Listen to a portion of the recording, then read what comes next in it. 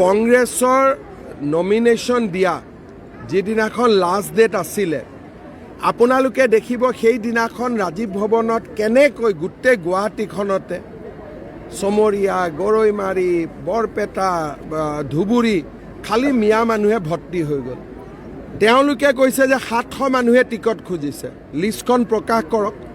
আপোনালোকে দেখিব তাৰ ভিতৰত 600 অকল মিয়া।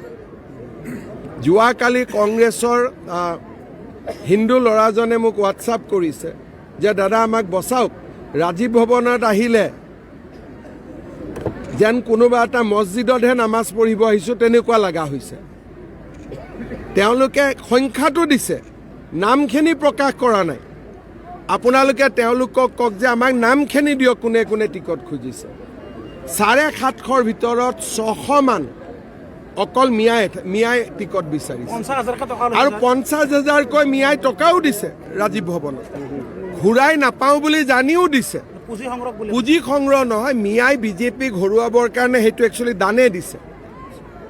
আৰু বহুতে টিকেট খুজিছে যোনে জানে মই টিকট নাপাওঁ, তথাপিতো গৈ 50,000 টকা দিছে। উদ্দেশ্যটো কি? যাতে বিজেপি ইলেকশ্যনত হাৰিব পাৰে। যোৱা কেইদিনমানত কংগ্ৰেছে জিলা সমিতিবিলাকক 2 লাখ 3 লাখকৈ টকা দিছে। ক'ৰ টকা দিছে? এই মিয়াবিলাকে দিয়া টকাবিলাকে বিতৰণ কৰি দিছে। গতিকে এইটো এটা সম্পূৰ্ণভাৱে মিয়াসকলে এইটো এটা জেহাদ বুলি লৈছে বিজেপিক হৰুৱাত। নহ'লে গুৱাহাটীত সিদিনাখন মইতো দেখা পাই আছোঁ, মইতো টিভিত আচৰিত, একে জাপে যিমান মিয়া গুৱাহাটীত টিকেট খুজিব সোমাই গ'ল। তাৰমানে কংগ্ৰেছ যদি কিবা কাৰণত জিকে, ধৰি ল'লোঁ নিজিকে, ধৰি ল'লোঁ শপত গ্ৰহণৰ দিনাখন কিমান মিয়া গুৱাহাটীত সোমাই যাব আপোনালোকে চিন্তা কৰকচোন। অসমৰ ভৱিষ্যত কিমান অসুৰক্ষিত কৰি পেলাইছে।